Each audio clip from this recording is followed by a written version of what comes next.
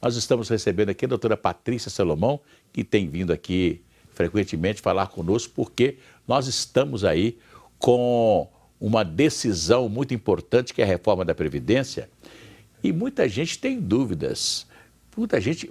A primeira manifestação do povão e daqueles que não leem o projeto e etc. tal, é de que alguma coisa está sendo feita para prejudicar o aposentado e aquele que paga INSS, que quer se aposentar um dia.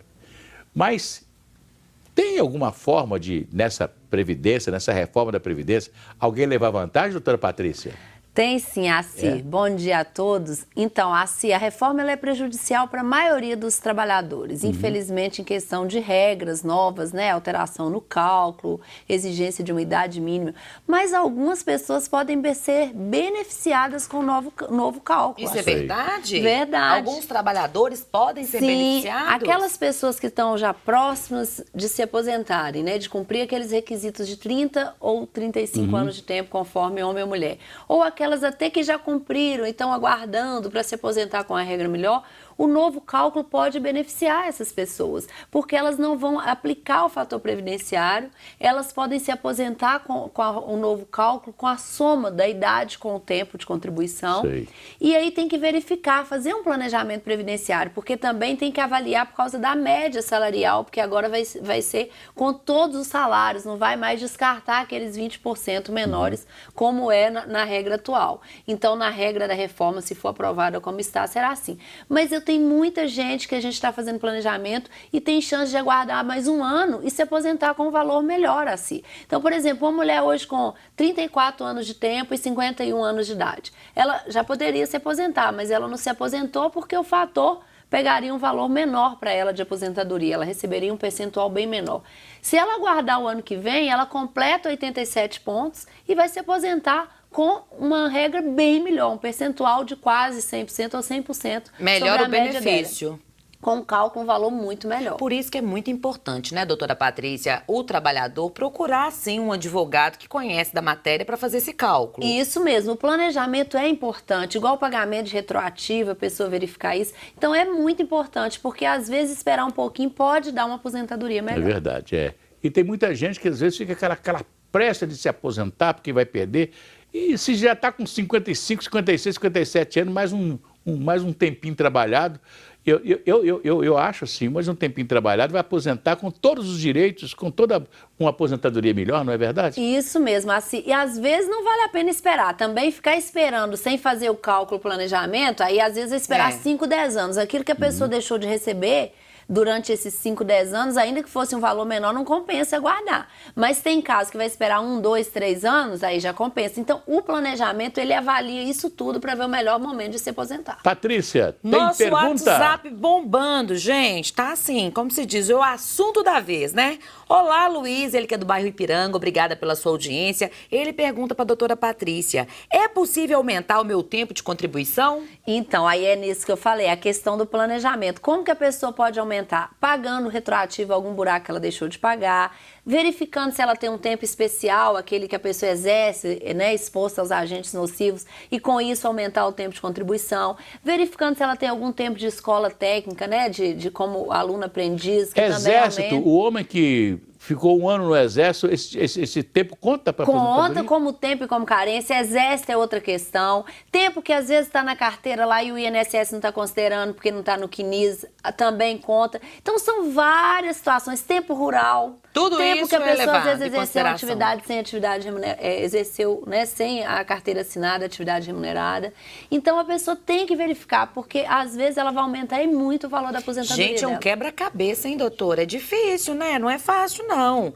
Olha só, tô aqui com o Eduardo de Sete Lagoas. Alô, Sete Lagoas. Tá mandando um abraço pro Assis. Você teve lá esse final de semana, né, Foi Assis? verdade. Tá falando o seguinte, eu tenho 65 anos de idade, me aposentei por tempo de contribuição, sabe quando? Em 2003. Né? Ele pergunta, continuei trabalhando por mais 15 anos, eu posso pedir a reaposentação? Então, agora... Sempre tem um problema, né? Agora é a bola da vez a desaposentação, né? Porque a reaposentação, desculpa, porque a desaposentação é que foi muito falada, que a pessoa cancelava a aposentadoria e pedia uma nova com o tempo de contribuição que ela tinha posterior. Mas agora tem uma outra, essa perdeu no Supremo Tribunal Federal, ninguém pode pedir desaposentação porque realmente já foi decidido. Mas a reaposentação é o quê? A pessoa, ela se aposenta e depois ela adquire novos requisitos para uma nova aposentadoria, como esse caso. Mas... Ele depois de aposentado, ele teve mais 15 anos de tempo e a idade. Na Polícia Militar, antigamente, o sujeito fazia 30 anos de reformado, tinha um aumento de salário na aposentadoria, porque ele completou, falava tritenário, né? De aposentadoria. De reforma, então, de reforma. Então o cara tinha 30 anos de reforma, ganhava mais alguma coisa no salário. Pois é, assim, mas no INSS, infelizmente, a pessoa continua contribuindo e não ganha nada Pois mais. é, mas pelo menos a pessoa podia, pelo tempo de contribuição dele, ele podia receber mais alguma coisa que acrescentasse no seu salário de aposentado, no chamado benefício. Pois é, e isso é uma polêmica, todo mundo acha isso super injusto. Se eu fosse deputado federal agora, eu ia entrar com esse projeto. Já tem projeto nesse sentido? Já teve, já não foi, já foi rejeitado, já tem outros. Tem muitos pedidos na justiça sobre isso? Da desaposentação tem, mas o Supremo decidiu. Agora, a reaposentação, que é esse caso aí, é muito interessante, porque ele cumpriu novamente, ele vai abandonar aquela aposentadoria antiga e pedir uma nova. Se ele ignora todas as contribuições de antes, né, porque aí ele não pode usar, mas ele vai pegar depois as contribuições pós-aposentadoria, fazendo de conta que ele não trabalhou antes, entendeu? Então, existe, é uma tese que tá nova. Mas eu acho que devia ser o seguinte, juntar, se ele tem, vamos supor que ele ganha R$2.000 de aposentadoria hoje, né? E mais que ele trabalhou mais 15 anos, ele vai juntar a aposentadoria do que ele teria que receber de 15 anos e acrescentar ao que ele já recebe. Não, seria uma maravilha, não? Infelizmente, isso aí, a decisão é só no sentido de que ele pede uma nova aposentadoria, mas dependendo, isso é benéfico, Na verdade, vale é o seguinte, doutora Patrícia, eu sempre falei, a aposentadoria no Brasil chama punição. Você trabalhou? É benefício. Aposentou? Então agora você vai ser punido. E o pior é que tem nome de benefício. Tem mais perguntas aqui, então, gente. Vamos lá. Alô, Janete de Mário Campos, grande abraço. Ela pergunta, a empresa, doutora, não recolheu meu INSS. O que eu tenho que fazer? Então, a pessoa, quando ela trabalha de carteira assinada, ela não precisa se preocupar com isso. Se não tem lá o recolhimento no CNIS, não consta lá no INSS, é um direito dela. Se ela está com a carteira assinada, se ela tem tudo direitinho, quem tinha que ter fiscalizado era o INSS, fiscalizar a empresa. Não é o trabalhador, né? Imagina você indo lá todo dia no seu patrão e falando, olha, você não pagou o INSS mês passado. Eu te mando embora. Vai lá pagar. Não existe isso. Tem algumas empresas que publicam, né? Para os funcionários verem o quanto que ela pagou de INSS naquele mês, né? E que é muito dinheiro, né? Coloca normalmente nos quadros de aviso, né? O pagamento foi efetuado dia tal e tal, para o trabalhador saber. Pois é, mas no passado muitas empresas deixaram de pagar, né? Essa fiscalização não era tão rigorosa. Hoje ainda isso ainda existe, um dos rombos da Previdência é isso, né? Muitos débitos.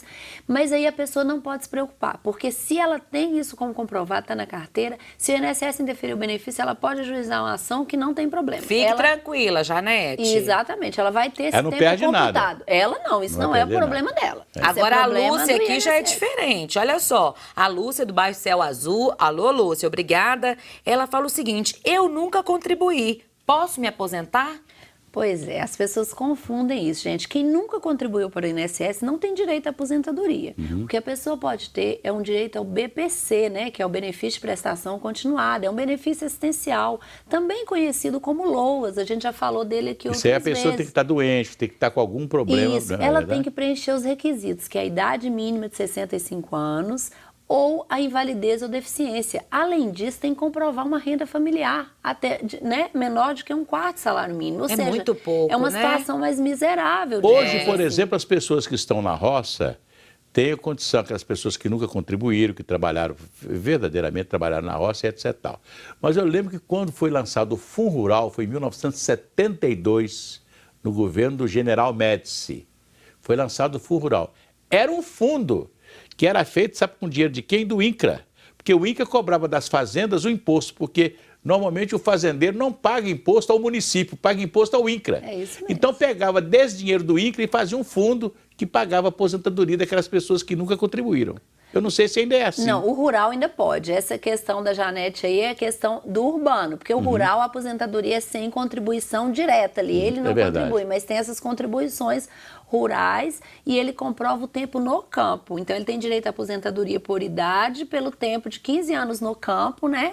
E mais a idade mínima que reduz de 5 anos, né, no campo para a mulher e para o homem. Interessante, quando se criou a Previdência no Brasil, e foi o Getúlio Vargas que criou, né, por causa que a maioria dos chamados fazendeiros, etc. Tal, a maioria, a Previdência foi criada nos grandes centros, mas não teve uma Previdência para o campo. Né? Então, o trabalhador da roça, que era o trabalhador das fazendas e etc., eles ficaram desassistidos de pagar o INSS. Podia até pagar se um fazendeiro mais organizado quisesse pagar e etc., tal, mas não tinha, não existia essa regularização do pagamento. Que graças a Deus foi inserido e a maioria das pessoas hoje no campo estão aposentadas. Né, a doutora Patrícia já respondeu, inclusive, a pergunta da Adélia, que é do bairro Calafate. A Adélia perguntou para você, Patrícia, olha só, como calcular a renda familiar para receber o LOAS? Então, na verdade, porque como o LOAS tem que ter essa renda menor que 1/4 salário mínimo. 1/4 do salário mínimo. A renda familiar é calculada por aquelas pessoas que moram, né, sobre o mesmo teto. Né? Então, há essa linha, a lei determina isso claramente, vou explicar aqui resumidamente. Então, o pai, o filho que está ali morando solteiro, que está morando debaixo do mesmo teto, o padrasto, a madrasta, o irmão solteiro. Então, essas pessoas vão entrar na renda familiar. Tem que olhar detalhadamente o caso, mas elas estão ali no mesmo teto. Então, o filho solteiro mora com a mãe e ganha um salário mínimo na carteira. A mãe não vai ter direito ao BPC. Porque ele mora lá. Ele mora lá e ele vai entrar no cálculo da renda familiar. E se agregado também morar? Por exemplo, a mulher, né, a nora, morar junto, também ela vai entrar na renda familiar e nesse cálculo, entendeu? Nossa. Se for, então, assim, o cálculo é bem detalhado, tem que olhar se é casado ou solteiro, se moram sob o mesmo teto, qual o parentesco, para ver exatamente se está enquadrado na lei e se vai entrar no cálculo da renda familiar. Apenas por curiosidade, o Tribunal de Contas do Estado de Minas Gerais decidiu outro dia, um prefeito do interior mandou